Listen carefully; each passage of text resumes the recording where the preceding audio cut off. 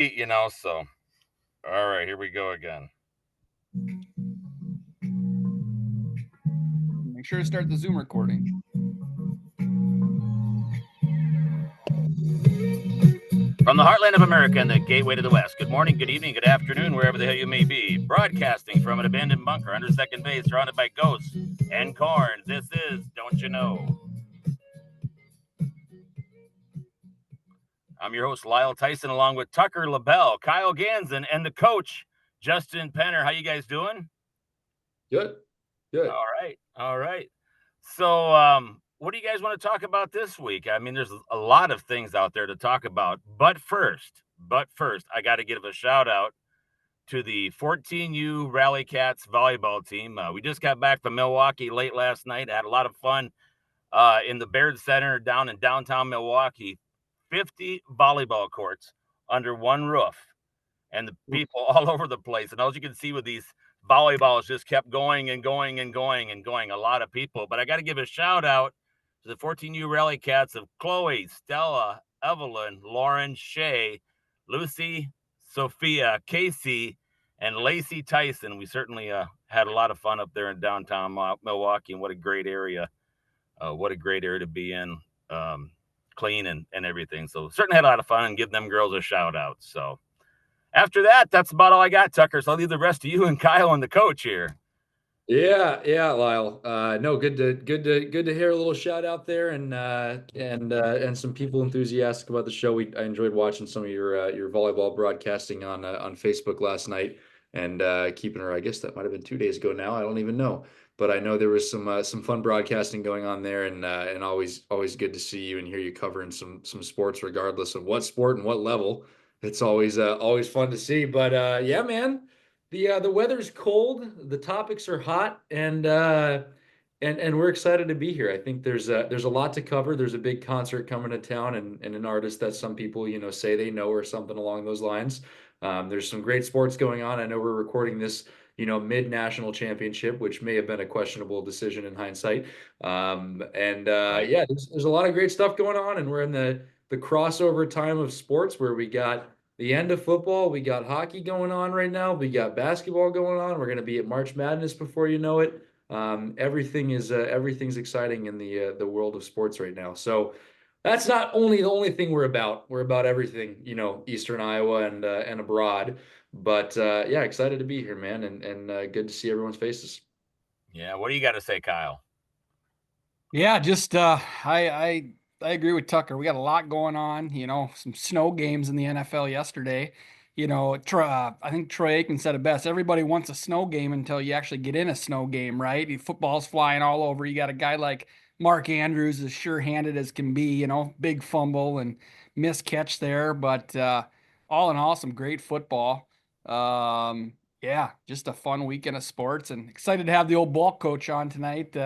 Justin Penner, some changing in the guards kind of going in Class 4A, couple new coaches, ready to kind of hear his feedback on that, and just kind of what he does to keep himself busy. I know those Eagles, they squeak by, needed the weather to aid themselves in a victory there, but yeah, they're going to make that push, and hopefully be a hell of a football game against the old Commanders. So yeah. Winning ugly, still winning though. I think Detroit would go for winning ugly, but that didn't happen this weekend. So yeah. I'm glad you brought. Got to be hot at the right time too. Glad you brought that up. Hey, I'm kind of living. I'm a Bears fan. I don't have much to grasp on, but I'm sure you've heard the news today. Ben Johnson coming to the Windy City. I got a little nervous there. The Mike McCarthy rumors were really, really making me nervous. I know he's won, but for God's sakes, I just want a guy who's maybe going to go against the grain in Chicago a little bit. And I think Ben Johnson's hopefully going to be the guy to do that. But we'll see. We'll sit down here next year and we'll talk about 7 wins for the Bears, and we'll be right back to square one. But who knows? But today we're going to live it up. We beat the Packers and we got a new football coach. So Super Bowl or bust next year, baby. Coach, who's your team of choice? Yeah, I love Philly. I've always loved Philly. So yeah. I grew up on the East Coast, and yeah, I don't know. Randall Cunningham, Buddy Ryan days, the Black Shoes defense, just the bad boys. And Reggie White and Chris Carter. Man, those guys were what's up. I love those guys. Yeah, and they've certainly been hot here in the last number of years with a lot of things going on, and I guess I'd say the last 10, 12 years beyond that too. So, got the coach here. Coach, just give me a quick little bio on where you grew up, and I know you kind of grew up all over, but and then your coaching and how you got to Dyersville, Iowa, and the Bobcats. Yeah, it's I don't know. That question, where you from, is always an interesting one for me. And my father was in the Navy growing up, and I was born when he was on leave in his hometown and my mom's hometown in Plentywood, Montana. And then, a couple of weeks later, they settled into Blackfoot, Idaho, and then ended up moving out to Connecticut and back out to Idaho after he retired in '93. And then as a junior in high school, I finished up at BCLUW and then ended up in Dubuque, going to UD, play some football. And as bad as we were, those were some great times. And obviously I wouldn't be where I'm at today without, the University of Dubuque and the education I got there, and met my wife along the way, and took a couple head coaching jobs before I came back here. And in fact, obviously Sue and your wife and a couple other people. Q obviously helped me get back here, and really grateful for that. So it's been great to be a Bobcat these last 11 years. It's been a lot of fun. Oh yeah, it certainly has. I'm just the ball guy, and I can't wait for it. I mean, I don't want to say I count the days down, but I don't know if it's 6 months or you probably have an idea, but no, it's a lot of fun, and I don't know. It's been a great ride these last 11 years, and people don't understand. We were 8-30 in the 4 years at Mason City before, and I joke with a lot of people that Bill Belichick had Cleveland and I had Mason City, and no disrespect to the city of Mason City or that job, but just didn't win there. And but the experiences that we learned there, paid off an awful lot before we came here. Right, man. It's certainly been a lot of fun and a lot of resources and everything. What's the biggest thing that you get out of coaching that you just when when the day is done, you got a bunch of young men, or just, what do you see on that backside that we wouldn't normally see, of things? I think it's, what everybody would see is just the gratitude of putting yourself into somebody else in terms of trying to get them to benefit from what time you're giving them, right? It's the gratitude a father gets with a son or a daughter, and raising them and seeing them succeed. And I just, like the Patch Adams philosophy, you're just a happier human being when you're helping another person. And obviously, Tuck, it's just, it's amazing seeing people progress. And I have a wife that really gets that about me. And you just blessed to have that person who gets you. I mean, she encourages me to coach middle school wrestling just because she knows how much I love coaching kids and how much I need that purpose in my life. And I don't know, it's something special, and I'm obsessed with it. It's not a phase of my life. It's scared to say it's part of who I am. It's a calling, and it's an awful lot of fun. Boy, that's super awesome and super tight in there and everything, and I think one of the biggest things that I've picked up after the football games that night, the big hurrah, rah, rah in the end zone, whether good, bad, or otherwise, and it's probably the one big thing that I catch out of it, the whole thing is, walking away as family, and they all take into it, they all buy into it, and they just go. Yeah, and here's a tangent you could absolutely go off on. I mean, the world wants us to be consumed by our cell phones right now. The world wants us to be very individualistic, seeking attention, just very self-absorbed. And that's, I mean, it used to be said that money's the root of all evil, and now it's attention. Attention's the root of all evil. Look how many likes I can get, and how many look at me's and everything else. And we're trying to teach in the world of sports to care about one another, and teach empathy, and boy, I tell you, I still think football is the best place to learn those things. And I die on that mountain, but I think it still does teach those qualities, and it gets kids off their cell phones, and just the ultimate team sport. Right. Back to the daily grind. And Tucker, you're shaking your head there too. I mean, anything to add? I think you hit on it perfectly. The trigger word that I got that I really appreciate hearing from coaches of any sport is the word empathy. I think it's something that, maybe 10 years ago, 15 years ago wasn't talked about in sports or relating to sports. Um, but sports are, in my opinion, I agree that the greatest vehicle to teaching empathy in young people. I think that they offer a landscape and almost a simulation to real life that offers great teaching landscape for being empathetic to your teammate, to the person working with you, whatever it may be. I always say that when I'm teaching or when I'm coaching these kids, my intent is to coach them to be better people. Yes, I want them to do something good on the field. I would much rather see them go out and do something phenomenal in their community or whatever it may be down the road. And so those moments of teaching empathy and communication and being a member of a team and a community. That's what sports are all about. The game taking place is just an element of the overall sport. Sports as a whole, they're life lessons and they're opportunities to teach people things. But I'm really glad you said the word empathy because I think that that's a great word to be associated with sports. I love that one. What my big takeaway is I love, Justin, obviously you coach the varsity team, but I love the trickle down effect it has like at all of Western Dubuque. Not only is the varsity team doing everything together all year, my son this year was a freshman, right? And it's the same way, right? They're still practicing 2-3 hours a day after school. They're getting together on Saturdays, to have pop and chip parties and run around the neighborhood and be kids. And so it's not just the varsity team, but it's also the sophomores and the freshmen. I love the fact that all those boys, they're buying into the process so young, and I think that'll really help long term. I think you got kind of set back a little bit with COVID there. The 2019, 2020, forced a lot of kids right during your peak recruiting time, and I think finally now we're past this and hopefully we can get those numbers back up and keep them where they need to be because it's scary. You go to some of these schools, the Iowa City West and the Iowa City Highs, and they might have 14 kids out for freshman football. We have 35 to 40 and just it's awesome to see. And hopefully we can keep those numbers here at Western Dubuque. Boy, COVID did a number on football at Western Dubuque, but I just think it did a number on a lot of things. And, I think it hurt, public entities altogether. And I think about lifting, trying to get kids to lift at the school has always been a struggle as long as time has gone on.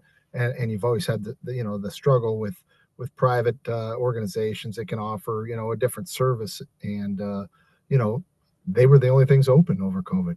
Kids had to go to them and built those relationships. And just, the process altogether, we would have to not meet in a classroom, which is where we did so much work on gelling as a football team and really trying to hit those life lessons. We don't talk as much on the football field.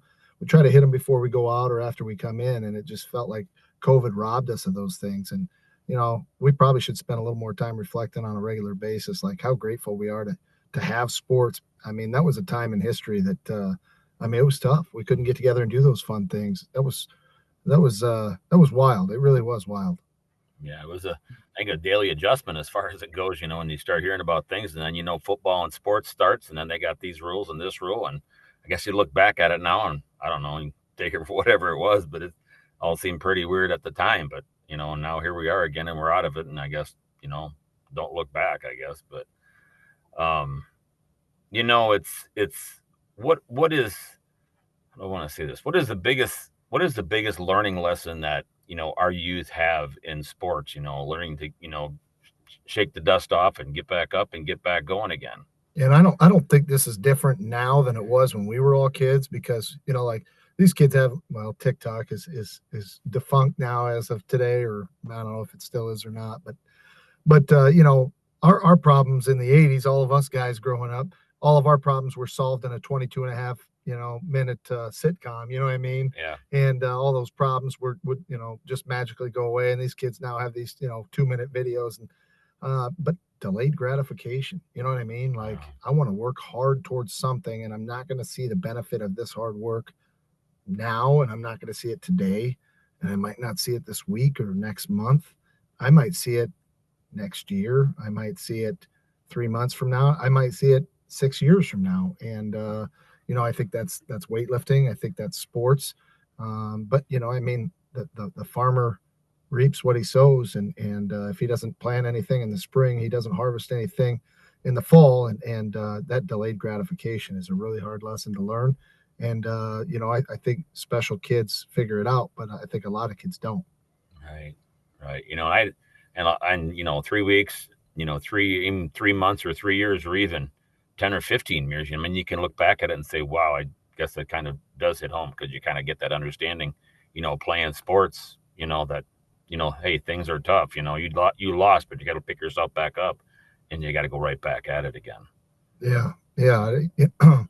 I don't know. I watched my son, took him to Ohio to a camp, and it was awesome, and they shoot literally 1,000 single leg takedowns every time he goes out there. And he went out there for 3 straight years, and I think twice in 1 year, and he did not shoot a single leg takedown in a match until after the 3rd year of going. So that literally thousands of reps before he ever did it. And it just goes to show you, some things just take time, Yeah. But I think sports really have the opportunity to teach that, Right. Right.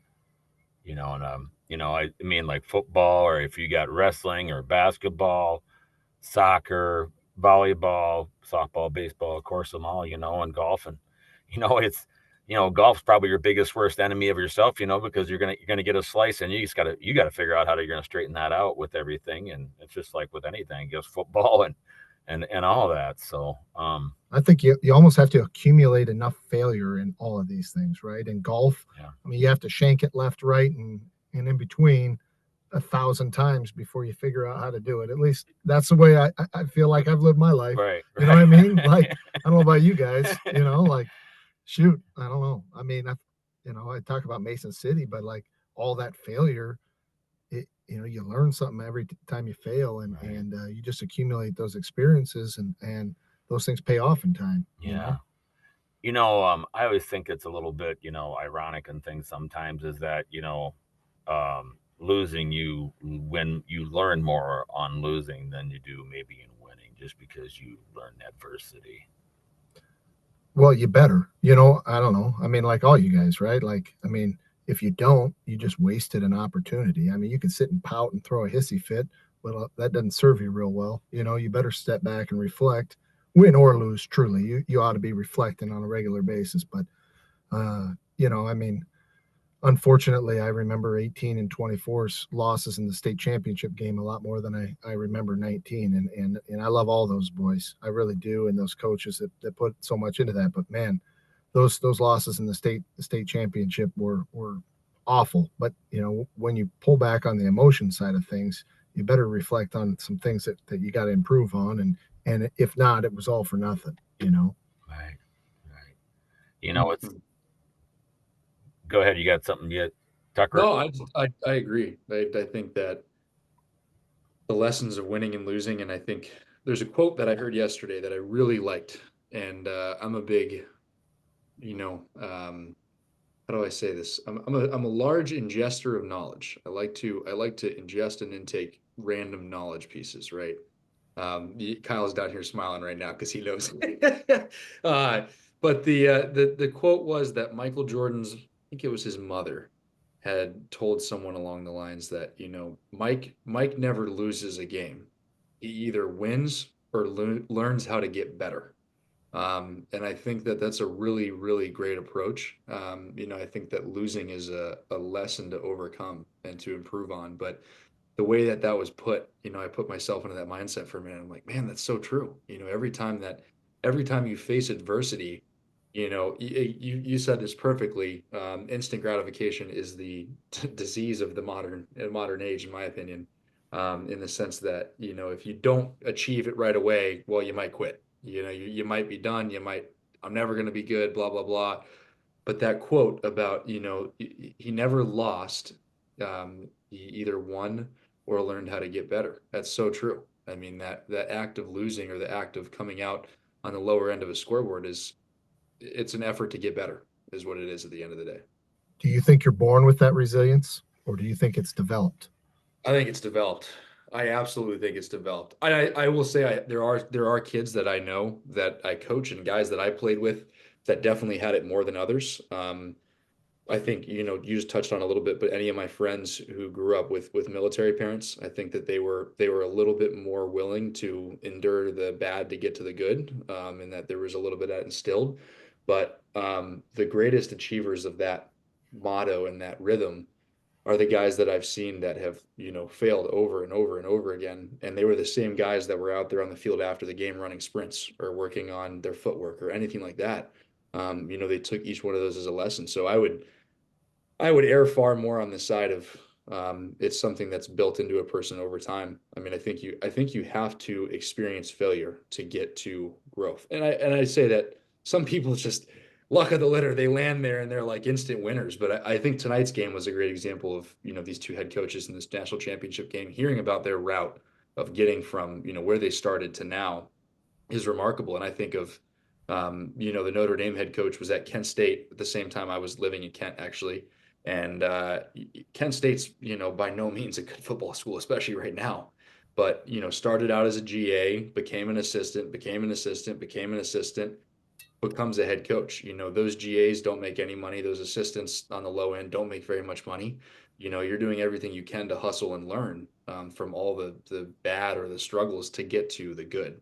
So I think it's something that is, I think often early instilled in your parental unit on some level, but I think it has to be earned on your own.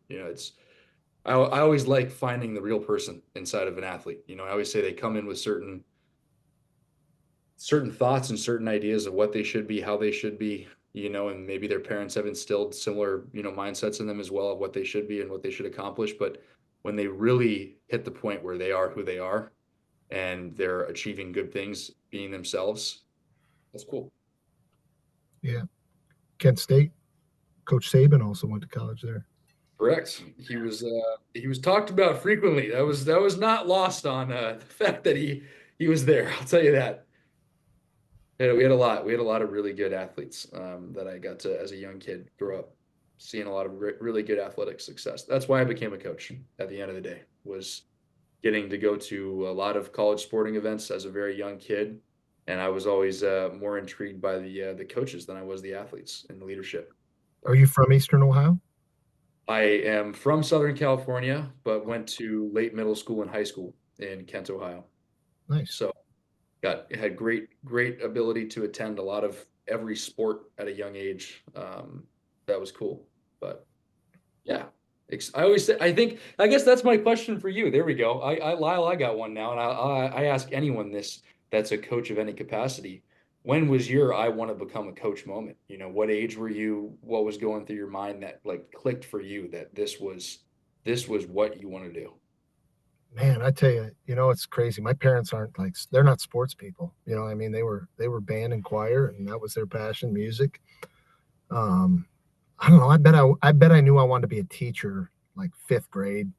Like in Groton, Connecticut, for whatever reason, like teachers would go to lunch and they'd put like fifth graders in charge of like second and third grade classrooms. Like, hey, you watch these guys. And I knew at a young age, like I have the capacity to do this.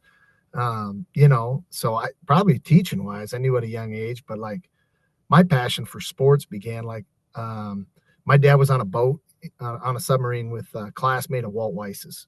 And this Walt Weiss at the time, for people who are kind of sports stupid, I guess, he was in Oakland A and he was going through it and he had sent me some stuff.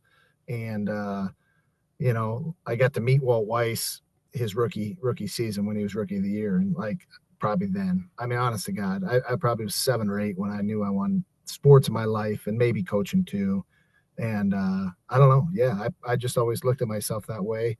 It's funny how you do, but yeah, what about you? I think just being exposed to a lot of good coaches and, having parents who are writers and authors, and my dad is was and still is a preacher every now and then. And I always enjoyed the ability for one person to motivate a group. That was something that interested me for a long time. I almost went down I'd say a military route because of that as well. Similar reasons to that. But fell in love with sports as a young age. And I think the thing that I loved the most about sports was that it didn't matter what the differences were among the people on the team. The second they stepped on the court, the field, the pitch, whatever it was, they became a team, and it was they were there to achieve a common goal. It didn't matter what was going on around them in their lives, whether they were playing in a hurricane distraught stadium or they're, in the middle of a civil war for some countries. Sports was the one effort to bring humanity together. And I was a very young child at the time, but I believe it was President Bush after 9/11 at the Yankees game. That moment in sports was like one of the clearest memories to me as a young child rewatching that this effort to come together and play this game was more than an effort of a game and more of an effort of humanity and community. So that was motivating, and then just realizing that being a coach allows you to develop people. I love my sport. I love coaching lacrosse. I am addicted to the sport. I'm addicted to every sport, but I love having these guys come in as freshmen, and some of them are just getting by in school, coming out of bad backgrounds. Back home they're kind of escaping on this opportunity of scholarship and the next thing. But then to see them by their junior or senior year, be able to lead these young guys and be changed individuals is it's the most amazing thing. The one memory I always think back to is my first year coaching. I had two guys who came in that were from really tough backgrounds. They weren't really, great at embracing their emotions, empathy, anything like that. They were, they wanted to be kind of stone cold guys was their persona. And by the end of that season, the same two guys were hugging everybody on the team, telling them how much they loved each other and how amazing they were as people. And after that first year of college coaching, that's when it was like, I'm not doing anything else. This is what I'm doing. To see people, turn into something that I never would have expected them to turn into. That's beautiful, man. It's absolutely beautiful. That's the coolest thing in society. Amen. Amen. Amen. What is your go ahead, Kyle? I guess one thing that's always intrigued me, Lyle, is, and Justin, really who you've surrounded yourself with at your time at Western Dubuque. I know, you got to share your wins, and you got some really good people there. Justin, is there anybody you want to give a shout out to? Anybody, like that's really kind of just helped you through the process? I know you got a couple really good assistants there that could probably be head coaches, but I just don't know if that's what they want to do or they just like working for you. But anybody you want to give a shout out to? I can't imagine working for me is all that much fun, but boy, I mean, I could sit here and talk all day about those guys. I mean, let's start with Jerry Ross. Jerry Ross Oh, the old comes out of 5-2. retirement. I was short on a staff. I got in late. Jerry Ross, Tom Danner, Rob Horner. Those guys come back and they love Bobcat football and they wanted to help. And they wanted to make it right. And then Corey Davidson jumps in and man, I don't know. I like. Just had that conversation about, what is the tradition of Western Dubuque football. And there's just like, those guys just took over, and I think our tradition is as good as it's ever been, but thanks to Kilberg and Elgin and, the guys I mentioned, geez, I mean, we got her up and running, and boy, I miss coaching with those guys, all those guys. Thank God Kilberg's still kicking with me, That man, I mean, he's hilarious. He really is the funniest man I've ever met. But I mean, I love him like a brother. I really do. And boy, I don't know. I mean, like, I had my first ever panic attack last year and anxiety attack, whatever it was. I ended up in the hospital, and sure as hell, he's the guy who drove me there. You know what I mean? He's just that guy for me. And I mean, you mentioned guys that could be head coaches. I mean, Ryan Horner absolutely can and should be a head football coach, and in every, which way. He's smarter than I am. I mean, I'm not ashamed to admit that. Alex Wernemont, learning, like, getting to coach with guys that you've coached is like a whole nother level of gratification that I never knew existed in my life. Just getting to coach next to Alex Wernemont, Corey Wernemont, and now Jackson Healy, and like these young guys that are coming through that love Bobcat football because they experienced it, and like just the trust that we all have between each other. I don't know. It's unreal. And I've gotten to coach with so many great guys here. But you know, I don't know. I don't know why I get to be the head coach, but I mean, honestly, you know, I guess I applied when it was available, but I don't know. You know, yeah, you mentioned it, man, but geez, it's a lot of fun. You know, we have a lot of fun together, and unfortunately, there's been some serious times too. But yeah, I don't know. There's a lot of loyalty there, and we won it in 19. Just you think about all the guys you've done it with. You know, it's kind of like a career accomplishment. All the players you've coached and all the guys that you've coached with, and yeah, I don't know. There's just a ton of loyalty because of the work that goes into it and what we demand of ourselves. And so, yeah, I mean, there's some guys I didn't mention I should have, and but you want to talk about the history of the game a little bit. You know, West Palm has put together a really Yes. amazing. I need to put a Facebook post or something together like that. But Wes has really taken a liking to coaching, and he's become, you know, he's grown an awful lot. And he's continuing to become a better coach all the time. Credit to him. But one thing he's done on the side, just a passion project, is he's put together like the history of Western Dubuque football on the school's website. And I mean, he's got videos linked up. He's got Newspaper articles. I mean, everything you can imagine is the most comprehensive history, every score of every game, records. It is by far and large the best high school website for a football team in the country. I mean what I say. There's nobody better. But it's unbelievable. I need to put something out there for a link, but it's worth noting. Yeah. Yes, the records, the team name, the team members' names. I mean, there was no stones left unturned. I mean, he would have 8 or 9 videos, and he would just scour and scour these boxes for these VHS tapes, and just his whole process on how he did it. He was telling me it's just impressive, and to have a guy who cares, right? Have a guy who he admits it when he first got in, he knew kind of the basics, and he just kind of has been learning you know, teaching himself the game and just having a guy so passionate about it. It's got to be really fun to have. You know, it's wild. I get to thinking about this a lot. I'm enamored with Bill Walsh, you know, and Bill Walsh was like the man who brought the West Coast offense to the NFL, right? And you know, he was just an outside the box thinker. But what really made the Niners turn things around was he believed in, you know, I believe he called it like the standard of excellence or whatever his name was for it. But basically it was, hey, everybody has a role.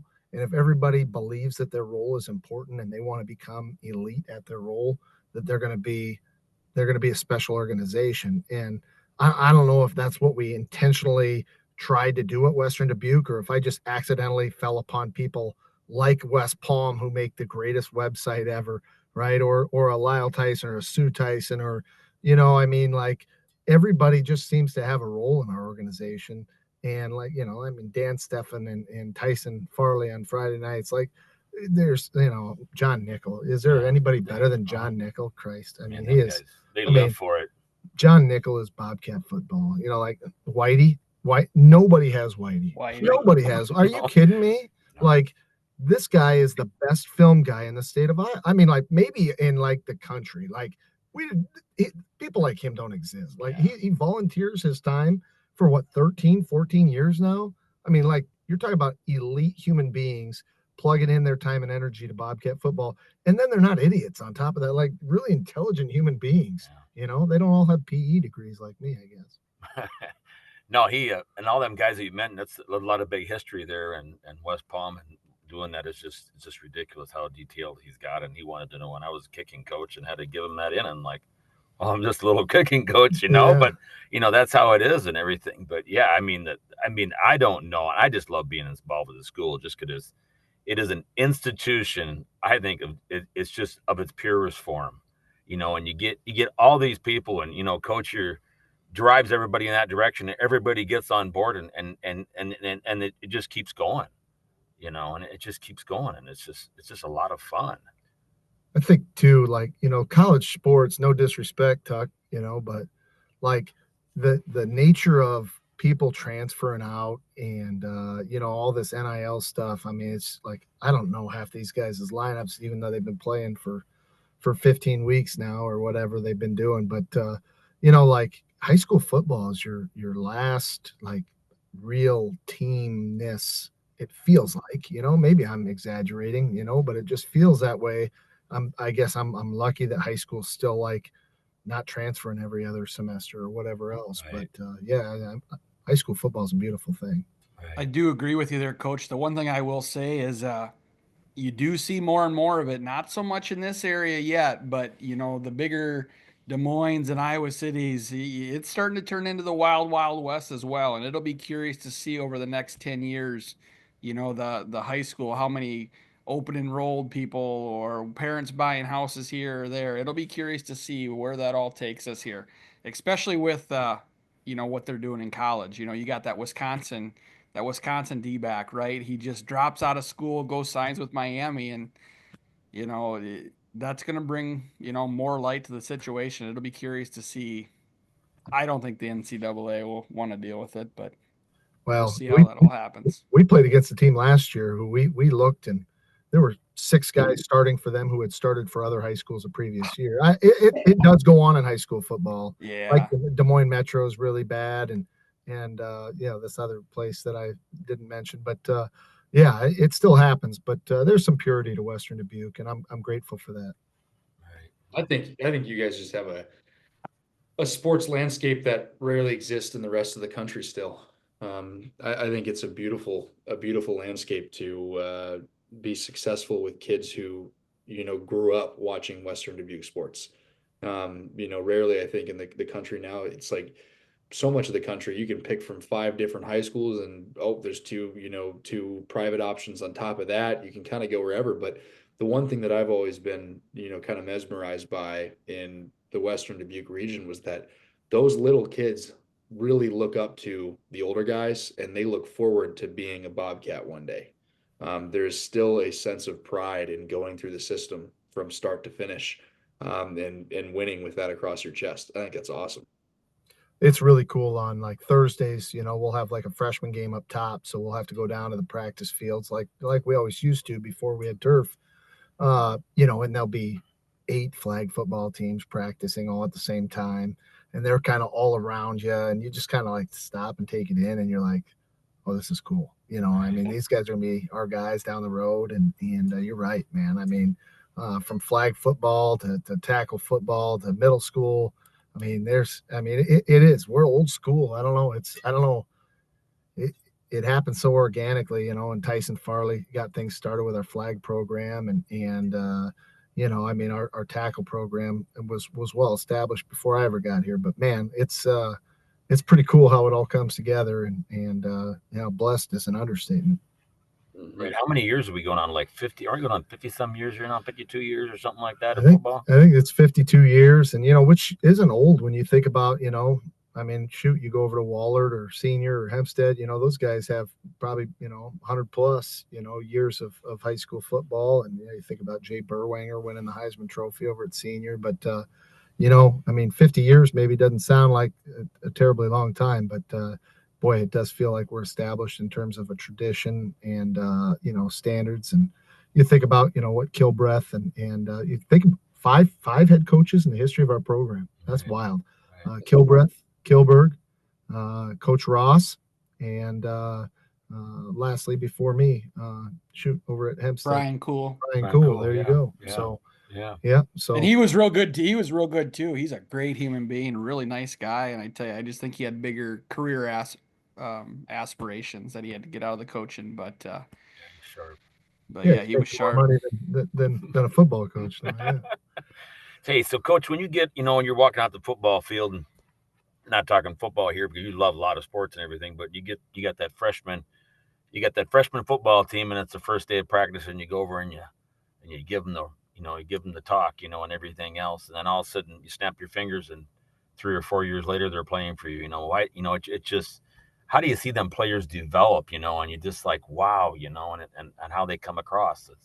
Yeah, I mean, I think our weight room structure, I almost hate to give it away on the radio. I mean, like, it's wild that our administration really had it figured out a long time ago that if we have school day that incorporates weightlifting, where kids don't have to get up at the crack of dawn and then stay after practice later, or anything in between where they're sacrificing sleep or time with their family, and they could develop. And so like, it's, I don't know if any of the four of us spent enough time like reflecting, like what were we like when we were, a freshman in high school, and we were insecure as all get out. Right. We worried about what people thought about us, and like what we smelled like, and I don't know, whatever else, right? Yeah. But one way to develop a lot of confidence is in the weight room, because your body changes, and like you could lift 100, and now you lift 110, and then 2 years from now you lift 225, and it's like Right.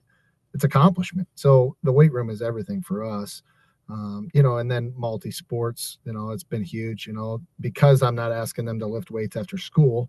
They're playing basketball, they're wrestling, they're running track and field and winning state championships there, and baseball. And I mean, it's been really, like, I don't know, a whole person type of thing, and so you get a little lucky there. And then, I'm lucky that I teach strength and conditioning, because I get to build relationships with the kids throughout the day, whereas not every coach gets that opportunity. So, between the relationships and then the physical development, we've had some pretty good luck with kids panning out. Right. And I will say that shared sports at other schools, it does not happen. It's almost like a competition. There's a school east of us here that's really good at basketball, and then that their coaches are really demanding. They want you playing basketball, and they want you playing basketball, 9 months, 12 months a year. And I just think that's one really, really unique thing about Western Dubuque is how our coaches talk to each other. They come up with a plan. They prioritize certain aspects of each sport, what's important, right? Like, some sports it's competing in games. Some sports it's, being at certain practices. I just love that it's a conversation and untimely, it's the best interest of the kids. These kids not just playing one sport, not specializing. Right? Casey, Um, Casey Bryant really established that early. Like, he just doesn't have that ego where, like, they're mine and they're only mine, and he could have made football embarrassing here. I mean, he really could have. You think about some of the best players we've had over the years, or guys that have helped us make runs, they're guys that could have been, just baseball guys. And he established that early. And I think, like, why is it so hard for grown men to like put their egos aside for the development of kids? And it happens everywhere. This is the third school I've been a head coach at. Man, it's rare. Like, coaches like, I want my lifting program, or they're not going to do this. And like, kids are possessions. Like, fools. Right. Are you kidding? Like, kids are not our possessions. That's ignorant. You know what I mean? Like, they're not our possessions, and we're here to help develop them, and we're a part of it. And you're not the only person that can help them, and for whatever reason, like, Western Dubuque's special, and like, we don't expect all that, and kudos to Casey, Coach Bryant, Hall of Famer, Coach Bryant, shout out there. But not just him, but all of our coaches and our staff, that unselfishly share kids and do what's in the best interest of kids rather than self-serving interests. And again, I think the results speak highly. Baseball state championships, one football, a couple runners up. Wrestling's had, we had 3 champions in 17, and then track and field winning it last year. I think the results are what they are for a reason. Right. And I think you see a lot of them coaches, like even Rex Maskey. I think he's at every high school sporting event he can be at, and you're helping out. Terrific. Yeah, and you're at the wrestling things, and everywhere that needs to be helped, you're there, and all that. I will tell you, Lyle, if Rex Massey ever comes to you and says, "Hey, I just need somebody to catch me for a few pitches while I get loose," always say no. Do not. Always say no. I mean, your pride will sit there and say, "I can do this," but I'm telling you, don't say no. And if you do it and he says, "Hey, don't move your glove. No matter how hard, just don't move your glove." Don't move your glove, because he will throw a softball at you 60 miles an hour on a dime like that, and he will place it wherever he wants it. He is ridiculous. He is ridiculous. I tell you, we've been real serious here, but I had a coach at Carroll Kemper my first year, and apparently before I got there, he was catching for his son, and one short hopped him, and hit him in the nuts and it exploded his testicle. He had to have an emergency surgery to have those fragments removed because his scrotum swelled up so badly. So if we were a family program before, we're not now. But, when I umpire, when I see Tucker in the summer times, when I umpire, I always tell those dads that pop out there that exact story. I try to abbreviate it a little bit so we can get on with it. But yeah, ouch. A lot of empathy. Yeah. Yeah, Mark McCray. Right. Best of luck to you, buddy. You probably have lots of stories of just things over the years that just what just kind of like just comes in your head besides the one you just told, just other ones that you talk about football or just anything. What pops in your head? Sunday meetings, we eat just junk, like hard candies. Oh, we went on this random hard candy rant this year, like I don't know, like just random stuff. Jolly Ranchers. Yeah. I mean, like, I never had a whorehound before. Let me have this whorehound candy. It's like, I don't know, just random stuff like that. We just pile it high, and I mean, we work for stupid amounts of time. And I'm sure other coaches can get more done in less time, but I have never figured out how. But yeah, I don't know, that those things come to mind, and just we had a team a couple years ago who did like a naked slip and slide in the bathroom in the locker room. Like, fellas, you can't do that. Like, you just can't. I don't know, but the memories from that are just hilarious. Or I had a kid nicknamed Skippy back at Kemper. Like, he turned on like celebration music after wins. I just remember certain teams celebrating certain songs. His was I Touch Myself, that old 80s song. Or I remember like in 16, their song was like I Look Good by Charlie Boy or whatever. And I don't know, you just pop in the locker room after a big win. You remember those songs in your head. You know what I mean? Right. Yeah, I don't know. It's funny how you remember the things around the sports, and that's what you try to ingrain in your own children and the guys you're coaching. Like, hey, stick around the locker room a little bit. Like, you're gonna miss that. Like, don't be in such a hurry to leave at night, and then make me kick you out. You know what I mean? But I don't know. There's a lot to it that's not sports, and that's the stuff hopefully that you have great memories with. Right. I remember, I guess, going back to you're throwing it out there, and I was remembering a couple of years ago when KCRG would show up, and then the guys would go out there and they'd play, and they would just. Oh man, like where are they getting the masks from? And they had a skit in the background, and I think that annoyed some people. But here's the thing: like, our guys had a personality, and like they genuinely cared about each other. And I was trying to like just make sure that our O-line, all of our O-linemen's faces were always on the news. So if Cal Harris's face was on the news, I wanted those guys to be right there next to him. And if Ben Bryant's face was on the news, I wanted to make sure that like we were bringing notoriety to the group of guys. I mean, it's been said, like, offensive linemen are the only position in any sport that doesn't have a statistic. Oh wow, I've never thought of that. Right? Yeah. They're like the mothers of sports, in the sense that like they don't get any credit and they do all the work. Yeah. Well, yeah, it was the old where they'd sit in the background and they'd do weird things with their hands, like, right, what am I supposed to do with my hand? Oh yeah, those guys were nuts. Yeah, and one of those guys, Dusty Willie. Dusty Willie, just a rip. He's something else. But yeah, they just had a barn fire. Yeah, just sounds like everybody's okay though, so that's good.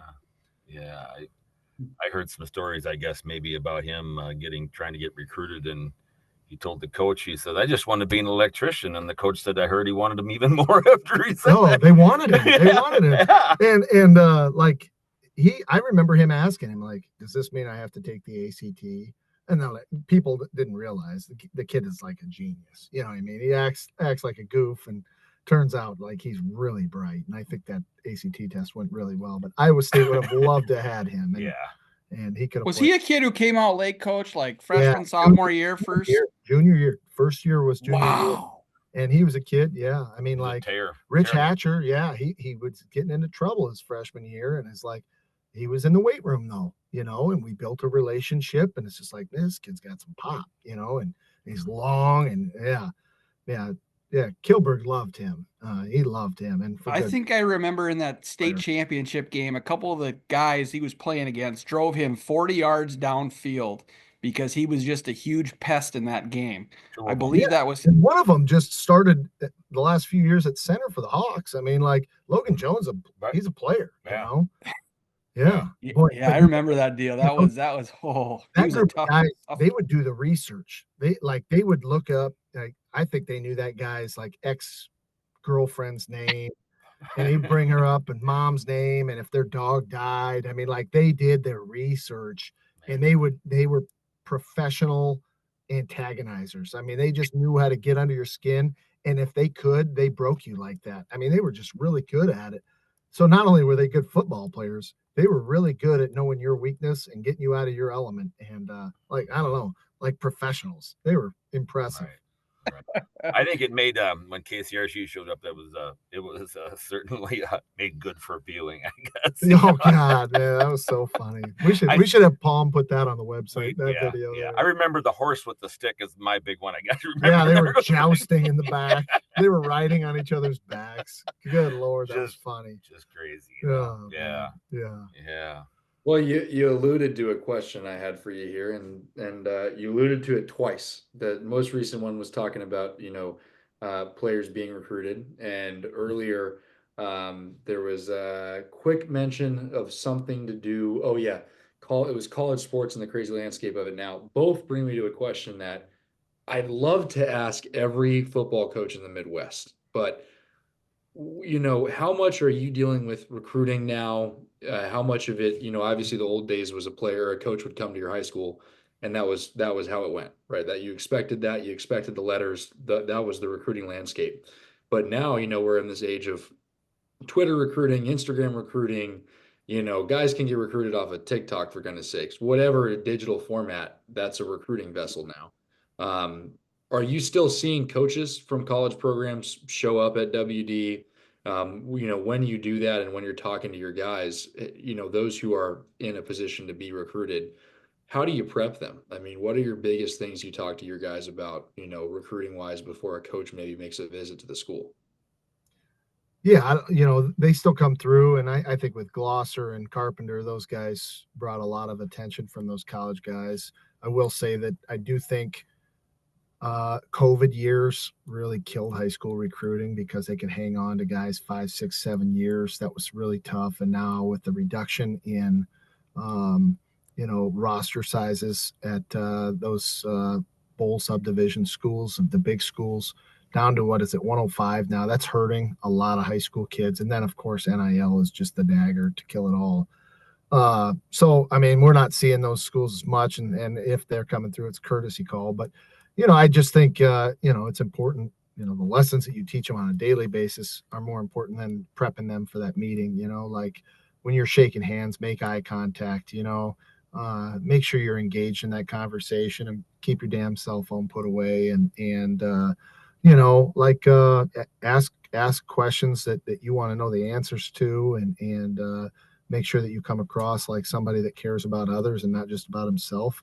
I don't think those things are exclusive to, conversations with college coaches, but things you're trying to embed in them on a regular basis. You hope that those things stick though. And I hope, you hope those are shown off when college coaches come through. Mm-hmm. Good answer. I keep seeing Bill Belichick making his campus visits all over, mainly the East Coast right now.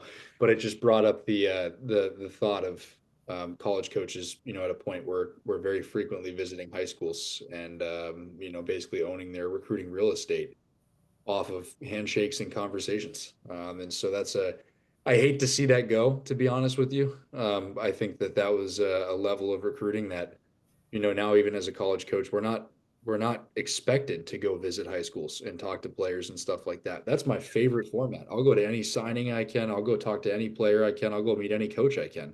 Those are unique experiences for coaches as much as players. So I hope we get back to an era where college coaches of all sports are still frequently visiting high school atmospheres because I think then you get to know an athlete for more than just their on-field performance too. So, Right.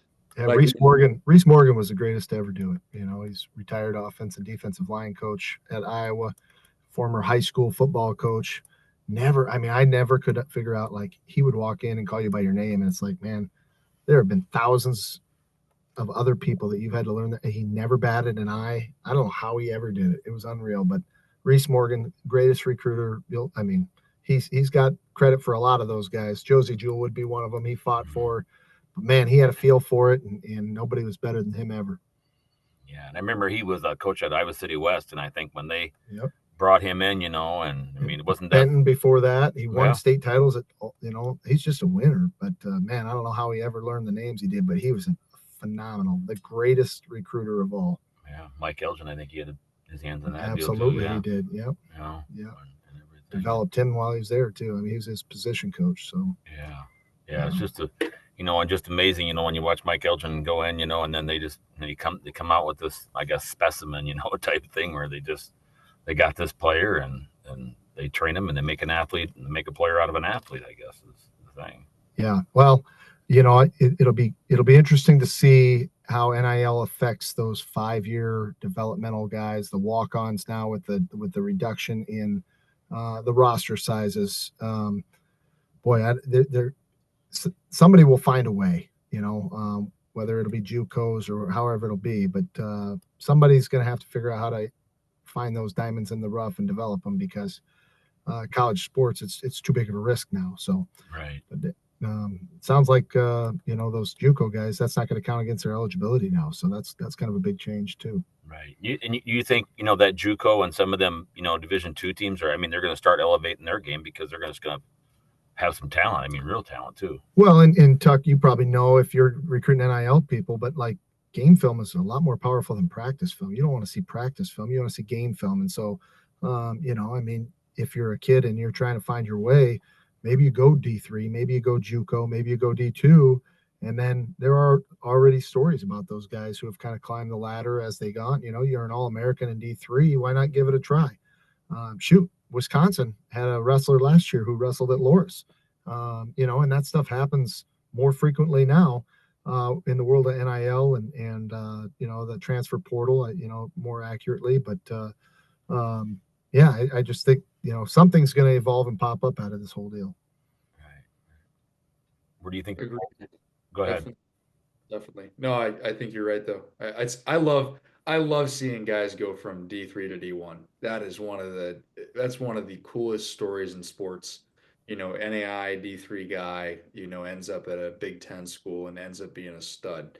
I think it's awesome, and I think it's really cool to see more and more guys getting drafted out of Division III schools as well. I mean, I think about Platteville's a great example of players getting drafted to the NFL or picked up on free agent contracts frequently, proving that if you want to get to the top level, D1's not the only thing. I think we're finally getting to a landscape where the term D1 or bust might disappear, and I think it's awesome. I think it's cool. Let's move forward with relegation in Division I football at least. Yeah. Wouldn't it be awesome?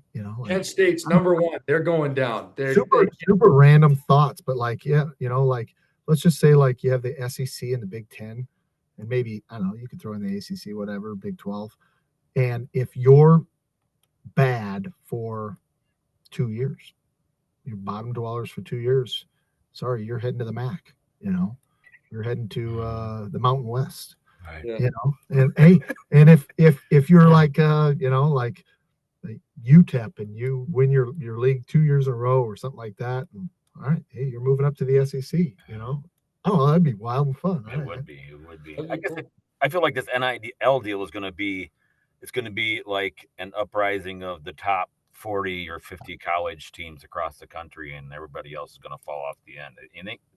It's what they've been talking about this a lot, obviously, today on sports, Sports Center and McAfee and all those guys. Like, it's not sustainable. I mean, you look at Indiana, made a great run. Their payroll was $13 million. Where are they going to come up with $13 million moving ahead?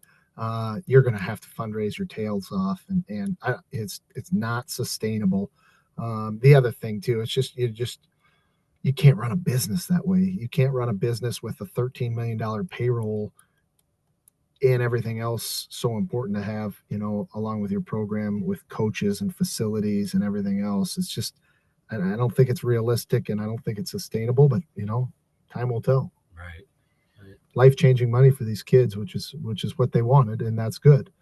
But is it sustainable, and are we going to be able to continue with college athletics as they are? Yeah, it's going to be interesting to see where this all goes, and I guess I don't know, maybe it's going to be 2 years, 5 years, 10 years, 12 years, but you would have to think that there's a point of saturation where it just gets to be like, yeah, what are we going to do? And and then the ADs are going to have a serious talk with their coaches, and that that conversation is probably coming up, throughout many universities. It's like, how are we going to do this? How are we going to fund this? How are we going to make this all work? Who can we go to? I can tell you when small colleges are having the conversation of how do we make NIL work. You're exactly right, Lyle. That conversation's coming up everywhere. Yeah. It'll be interesting to see. So what's being lost truly is the athlete who benefits from using athletics to motivate them to get a college education, the athlete that finds a way to help college athletics pay for his education, and so when he's done with college, or she, they're ahead of the game. They're debt free or less debt than they had, and that's the American dream: is become educated, get to do what you love, and not have that debt. And that's the purpose. I think we're thinking so short-sighted sometimes, like, oh, it's all about college athletics. No, it's about preparing you, like you had said earlier, Tucker, preparing for life, because sports are going to end sooner or later. Yeah. Tucker, you brought up, I think maybe last week or something, talking about, the financial wherewithal of understanding of getting a big check and how to take care of it, and nurture it. Or you're like the company in Minneapolis who has a direct line to the bank, gives a direct call. It's like, hey, you got to go down to so-and-so street and clean the 8 Corvettes out of the inside of the garage and the 3 Harleys and everything else going on, and that's happening out there too. I love the way Shaquille O'Neal tells that story. Shaq's story is basically like he got so much, and then like all of a sudden he got a phone call like, hey, you overdrew like $200,000. He had no idea like all the money that was coming out of there. But those professional athletes, they got to pay taxes on all that money in every city they play in. Right. So if they make a game check in Orlando, Florida, they got to pay Florida taxes. And they didn't think about all that stuff. But at college, it's a little looser than that now. Even like Major League Baseball in Iowa, and Major League, when the Sox and the Yankees came to play out here at the Field of Dreams, and then all of a sudden, it was the first taxation that they got from Major League Baseball. So it's just kind of funny. It trickles all the way down to that. Yeah, I didn't even think about that. Yeah, it's wild. It is wild. It is wild. So. Yep, that's what I if you're going to give people big paychecks at a young age, give them financial literacy right along with it. Same thing I tell all of my guys on my team about credit cards. I said, you need to understand financial literacy before you go start swiping that place. And it's a graduation requirement in high school, and yet we don't have foresight as kids, right? But kids are like, this class, personal finance class, this sucks. It like, won't. No. Yeah, that's the one you gotta really lock in on. That's the one you got to learn. You don't need an A in there. You need the knowledge in that class. Seek knowledge, not a grade in that one, because that one's going to serve you for a while.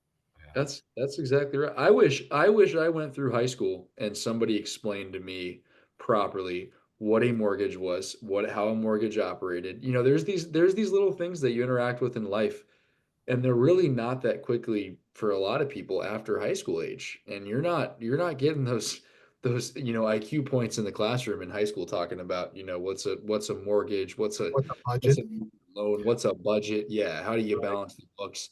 And that's the thing. I just think if you keep giving larger and larger paychecks to younger and younger people, because we see NIL at the high school level in some states now pretty seriously. Oh, it's going on in Iowa. I mean, my kid wrestles at a club where there's kids getting free shoes from Rudis and T-shirts, and right? And yeah, I mean, they're getting revenue from t-shirts, albeit small, but it's money. I'd take a free pair of wrestling shoes. Right. I think what my true model of NIL, if it worked the way it would work in my brain, is if you're going to give these people, massive paychecks and endorsement deals, give them a role in your company, further than just standing in front of a picture, right? Give them a role where they get to intern with the accountant, or they get to intern with somebody where they're furthering their knowledge in that field or that company or whatever it may be. And I think that for a lot of people with NIL, it's their way to not have to work a job during college. And my greatest lessons came from balancing being a college athlete and working a job. Those Time the balance management skills. Yeah. it's great. So I just wish that a little financial literacy and then the opportunity for education further in certain companies would kind of expand in the NIL world. But again, we're still in the fledgling state of NIL, so who knows what it is in 20 years. Yeah, we're watching the championship here. I was saying, I got it on my phone down here too. It's about where I thought it would be, to be honest with you. No, Notre Dame just recovered a fumble. So Yeah, and it looks like it's a fumble too, so that's even better. yeah, right. Yeah. Make a game out of it. So. There we go. So Well, I guess another another thing, Lyle, we got to touch on here real quick before we close this chapter in the book is biggest announcement probably in Dubuque County this week, and honestly probably the biggest announcement in music in potentially Dyersville history of the last 15 years, is Tim McGraw is coming to the Field of Dreams. I don't know more than anyone else knows, is the easiest way to say it. I'm reading between the press releases and everything too, but I think at the end of the day, it's awesome. I think it'll be really cool to see how it goes about. And great country artists coming to an area that is true to country music as as far as you could go. So really, really exciting. That'll take place August 30th or something like that, end of August, I believe. So August 30th, yep. Son of Yeah, yeah. right? There you go. That's what I was telling Lyle about earlier. I'm like, we all forget that his dad was a major leaguer, right? Big deal. Yeah. Yeah, that's the thing. So I think it's really cool, and they sold out. Pre-sale tickets sold out within 2 minutes twice today. Somehow I don't know what the twice came from, but they sold out within 2 minutes. I like to see that the prices were very reasonable for a country concert. They weren't pricing any locals out. They went on sale today. Yeah. Oh, shoot. I missed the boat on buying my daughter a ticket for that crap. It's okay. You can find them on the secondary market for $2,200 in a week or whatever. No, it's cool to see, man. I'm really excited to see the economic impact in Dyersville and the whole area from another major event like that happening. And as Lyle and I were talking about pre-show, hopefully this is the first of many great country concerts to arrive at the Field of Dreams. Yeah, it's just going to be interesting how that whole place is going to take shape with everything, and I guess we'll find out more coming up here in the next couple of weeks. But yeah, I think it's as it goes, and I think it's certainly everybody's really excited about that. Excited about it. So, all right, guys, you can catch us on Spotify, iHeartRadio, Amazon Music. Glad to have Coach come in here. I was excited all week long. Just couldn't wait for tonight to come around and have him in here and just talk a plethora of knowledge that he's got about just sports and kids and all that stuff, So, all right. So for Kyle Ganzen, Tucker LaBelle, and Justin Penner, the coach, this is Lyle Tyson, and so long for Don't You Know.